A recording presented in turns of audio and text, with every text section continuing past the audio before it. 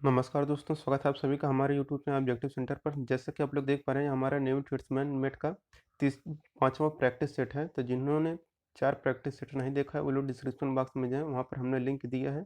आप वहाँ से जीके जीएस का 4 प्रैक्टिस सेट देख सकते हैं। तो इस वीडियो में हम लोग 5वां प्रैक्टिस सेट देखने वाले हैं। तो ये जीके का है। अब यहाँ पर 76 नंबर का क्वेश्चन है कि अंगोरा ऊन किस पशु से प्राप्त किया जाता है? तो आपको पता होगा कि जो अंगोरा ऊन होता है, यह खरगोश से प्राप्त किया जाता है और यह ऊन जो होता है अत्यधिक मुलायम वाला रेशा होता है, जो कि खरगोशों के बालों से बनता है। और अंगोरा ऊन जो होता है, ये अपने मुलायम और पतले रेशों के लिए बहुत प्रसिद्ध होता है। अब इसके बाद 77 नंबर क्वेश्चन है कि अंतरण अदायगी का अर्थ क्या है? तो अंतरण अदायगी का जो अर्थ होता है, वह होता है कि वृद्धावस्था पेंशन, बेरोजगारी भत्ता और सामाजिक सुरक्षा अदायगी। तो यहाँ पर इसका डी आंसर करेक्ट हो जाएगा, उपरोक्त सभी। तो सरकार द्वारा वस्तुओं और सेवाओं के अलावा कल्याणार्थ अदायगी को अंतरण अदायगी कहा जाता है। अंतरण अदायगी राष्ट्रीय आय का एक भाग नहीं है।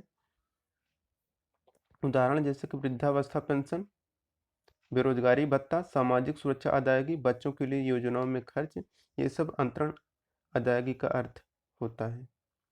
78 नंबर क्वेश्चन है, भारत जैसे विकासशील देशों में प्रच्छन्न बेरोजगारी की उच्च दर किस क्षेत्र में पाई जाती है? तो देखिए, यह कृषि के क्षेत्र में ज़्यादा बेरोजगारी पाई जाती है, जो कि आपको इस समय दिख रहा होगा कि भारत जैसे विकासशील देशों में जो प्रच्छन्न बेरोजगारी की उच्च दर है, वह कृषि के क्षेत्रों में पाई जाती है। तो ज़्यादा जितने भी किसान हैं, वो उनके घर वाले ज़्यादा बेरोजगार हैं।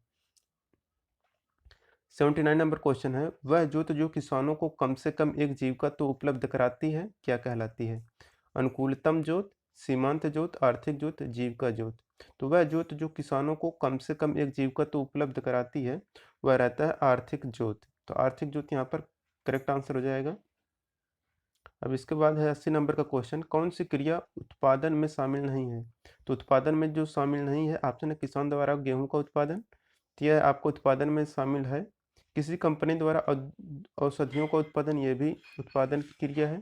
किसी नर्स द्वारा अस्पताल में दी गई सेवाएं, यह भी आपको समझ लीजिए उत्पादन की ही क्रिया है। और इसके बाद है किसी गृहस्वामिनी द्वारा अपने घर में की गई सेवाएं, तो देखिए ये क्रिया उत्पादन नहीं है। तो यहाँ पर पूछ रहा है कि कौन सा क्रिया उत्पादन नहीं है, तो यहाँ पर ऑप्शन नंबर डी करेक्ट हो जाएगा। किसी गृहस्वामिनी द्वारा अपने घर में की गई सेवाओं को अर्थशास्त्र में उत्पादन के अंतर्गत शामिल नहीं किया जाता है।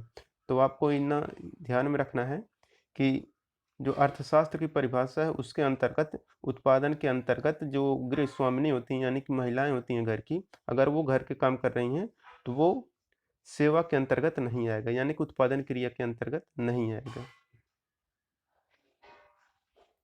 अब इसके बाद 81 नंबर का क्वेश्चन है, निम्नलिखित में से किनको संवैधानिक स्थिति प्राप्त है? वित्त आयोग, राष्ट्रीय विकास परिषद, चुनाव आयोग, योजना आयोग। तो जिनको संवैधानिक स्थिति प्राप्त है, वह है आपके वित्त आयोग और इसके बाद चुनाव आयोग। तो वित्त आयोग और चुनाव आयोग, इन दोनों लोगों को संवैधानिक स्थिति प्राप्त है। तो यहाँ पर इसका ए आंसर करेक्ट हो जाएगा, ए और सी सही है। तो वित्त आयोग का गठन संविधान के अनुच्छेद 280 के तहत केंद्र एवं राज्यों के बीच आर्थिक संबंध को परिभाषित करने के लिए किया जाता है। चुनाव आयोग का गठन संविधान के अनुच्छेद 324 के अंतर्गत किया जाता है।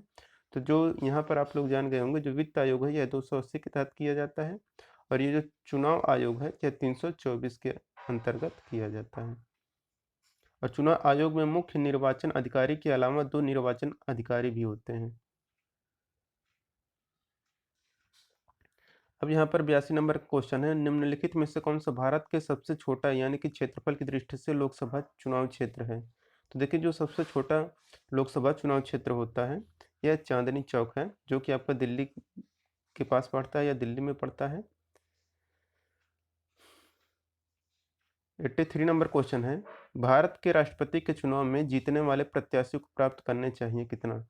तो देखिए, भारत के राष्ट्रपति के चुनाव में जीतने वाले प्रत्याशी को जो प्राप्त करना चाहिए, वो 50% से अधिक और डाले गए कुल मतों का बहुमत होना चाहिए। तो यहाँ पर इसका डी आंसर करेक्ट हो जाएगा कि भारत के राष्ट्रपति के चुनाव में जीतने वाले प्रत्याशी को 50% से अधिक और डाले गए कुल मतों का बहुमत प्राप्त करना चाहिए। यह अनुच्छेद 54 में बताया गया है। तो अनुच्छेद 54 में ये बातें कही गई हैं। अब 84 नंबर का क्वेश्चन कि भारत के उच्चतम न्यायालय की स्थापना कब की गई थी? संविधान द्वारा, संसद के कानून द्वारा, राष्ट्रपति के आदेश द्वारा, 1947 के अधिनियम द्वारा। तो भारत में जो उच्चतम न्यायालय की स्थापना की गई थी, यह संविधान के द्वारा किया गया था। तो जब 1950 में नया संविधान अंगीकार किया गया, तब उच्चतम न्यायालय में केवल 8 न्यायाधीश थे। वर्तमान में उच्चतम न्यायालय में मुख्य न्यायाधीशों की संख्या के अलावा 30 अन्य न्यायाधीश होते हैं। तो यहाँ पर संविधान करेक्ट आंसर हो जाएगा। 85 नंबर का क्वेश्चन है, गांधी के अनुसार वर्ग संघर्ष की व्याप्ति और संपत्ति के लिए प्यार को कम किया जा सकता है। तो ये जो होगा आपका करेक्ट आंसर, ये होगा न्यासी प्रथा द्वारा। तो न्यासी प्रथा द्वारा यहाँ पर करेक्ट आंसर हो जाएगा। न्यासी प्रथा का प्रतिपादन गांधी जी ने किया था। इसके बाद है, प्लासी की लड़ाई किनके बीच लड़ी गई थी?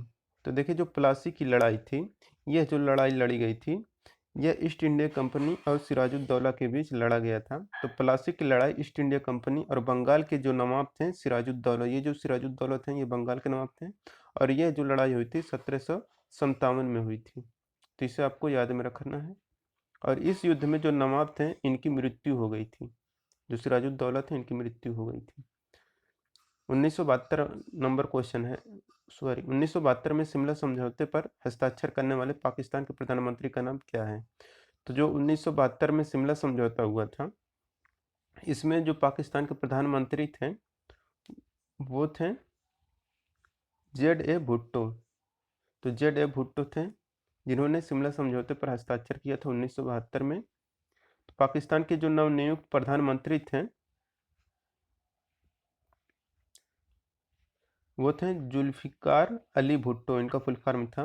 तो JA भुट्टो हैं जो जुल्फिकार अली भुट्टो थे, और उस समय भारत के जो प्रधानमंत्री थे वह इंदिरा गांधी थी। तो पाकिस्तान के ZA भुट्टो थी और जो इंडिया के थे वह इंदिरा गांधी थी। अब है 88 नंबर का क्वेश्चन, जब 1856 में डलहौजी ने अवध पर कब्जा किया था तब नवाब कौन था? तो जब 1856 में डलहौजी ने अवध पर कब्जा किया था, तब जो नवाब थे वो नवाब थे वाजिद अली शाह। तो वाजिद अली शाह यहाँ पर करेक्ट आंसर हो जाएगा। 89 नंबर क्वेश्चन है, जून के महीने में मानसून का फटना वर्षा लाता है। तो देखिए, जून के महीने में मानसून का फटना जो वर्षा लाता है, ये लाता है केरल और तमिलनाडु के दक्षिणी तट में लाता है। तो यहाँ पर इसका भी आंसर करेक्ट हो जाएगा कि जून के महीने में मानसून के फटने से केरल और तमिलनाडु के दक्षिणी तट में वर्षा होती है। अब है 90 नंबर क्वेश्चन, हिमालय में 3600 मीटर से ऊपर एक विशिष्ट प्राकृतिक वनस्पति है, कौन सी? अल्पाइन घास स्थल, अल्पाइन वन, शंकु वृक्षी वन, उपोष्ण चीड़ वन। तो हिमालय में 3600 मीटर से ऊपर एक विशिष्ट प्राकृतिक वनस्पति है, और वो जो है वो अल्पाइन घास स्थल है। तो अल्पाइन घास स्थल हिमालय में 3600 मीटर से ऊपर पाई जाने वाली एक विशिष्ट प्राकृतिक वनस्पति को हम लोग अल्पाइन घास स्थल कहते हैं। महत्वपूर्ण वृक्ष जो इसमें जो होते हैं वह सिल्वर, फर और पाइन, बर्च, ये सब इसमें होते हैं। दिल्ली में शीतकालीन वर्षा कब होती है? तो देखिए, जो दिल्ली में शीतकालीन वर्षा होती है यह पश्चिमी विक्षोभ में होता है। तो पश्चिमी विक्षोभ के कारण होता है। तो यहाँ पर इसका डी आंसर करेक्ट हो जाएगा कि दिल्ली में शीतकालीन वर्षा पश्चिमी विक्षोभ के कारण होता है। अब है 92 नंबर का क्वेश्चन कि नाभिकीय ऊर्जा पैदा करने के लिए प्रयुक्त केरल तटों पर मोनाजाइट बालू में क्या होता है? तो नाभिकीय ऊर्जा पैदा करने के लिए प्रयुक्त केरल तटों का जो मोनाजाइट बालू में जो रहता है वह रहता है यूरेनियम। तो यूरेनियम यहाँ पर मोनाजाइट बालू में यूरेनियम पाया जाता है। अल नीनो प्रकट होता है। तो देखिए, जो अल नीनो प्रकट होता है यह एक दक्षिणी गर्म धारा होती है। तो क्या होता है यहाँ पर कि प्रशांत महासागर के ऊपर ये होता है। तो अल नीनो प्रशांत महासागर के ऊपर आता है और ये एक दक्षिणी गर्म धारा है। आयोडीन घोल का प्रयोग किसके अस्तित्व की जांच के लिए किया जाता है? तो आपको भी पता होगा कि जो आयोडीन घोल का प्रयोग हम लोग जिसकी जांच के लिए करते हैं वो होता है हमारा स्टार्च का। तो आयोडीन घोल का प्रयोग स्टार्च की उपस्थिति की जांच करने के लिए किया जाता है।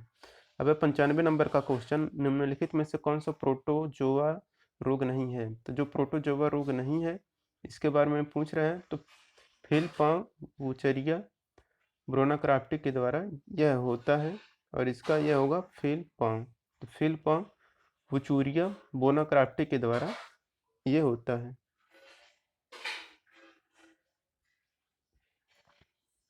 अब है यहाँ पर 96 नंबर का क्वेश्चन, एक पीढ़ी से अगली पीढ़ी को आनुवांशिक जानकारी का अंतरण कैसे होता है?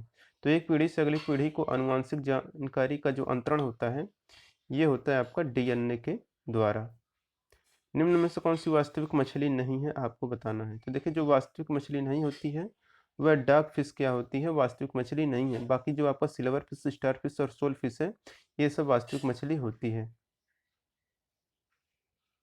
तो यहाँ पर डार्क फिश यानी कि कुरंजन सुरा जो होती है मछली नहीं है।